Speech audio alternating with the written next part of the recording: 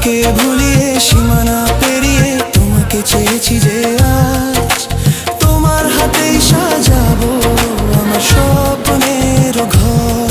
আমি তোমার প্রেমে পড়ে দুনিয়া ভুলে গেছি।